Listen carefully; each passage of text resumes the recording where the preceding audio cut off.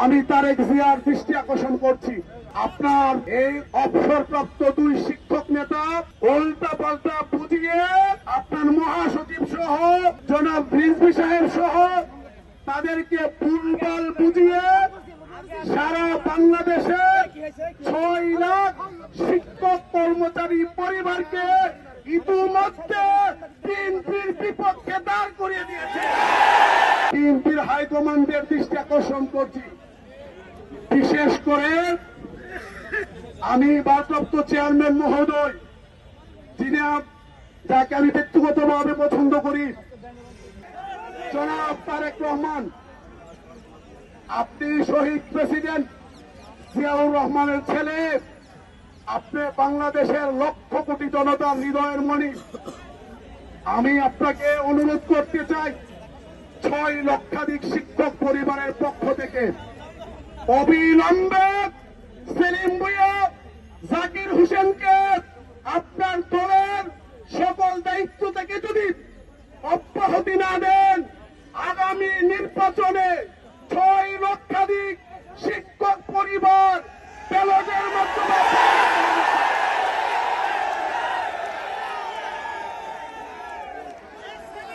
আমি আবার বলছি আমি আবার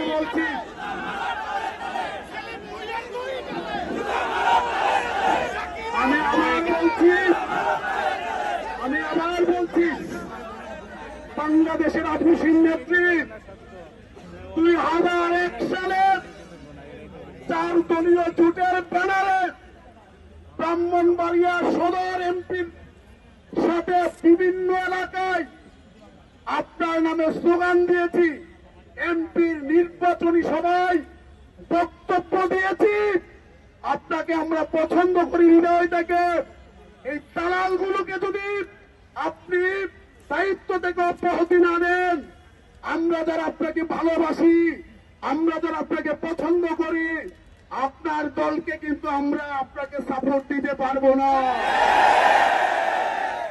আপনি যারা বর্তমানে শিক্ষকতা করে তাদেরকে আপনি নেতৃত্বে আসনে বসান, আমাদের কোনো আপত্তি থাকবে না।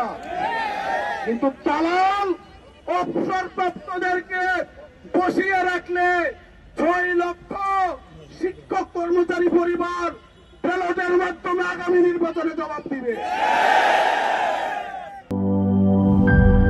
জীবনের সাথে চলে hi-fi, all time healthy life। নিশ্চিন্তে খান স্বাস্থ্যকর অল টাইম পান, অল টাইম হেলদি লাইফ।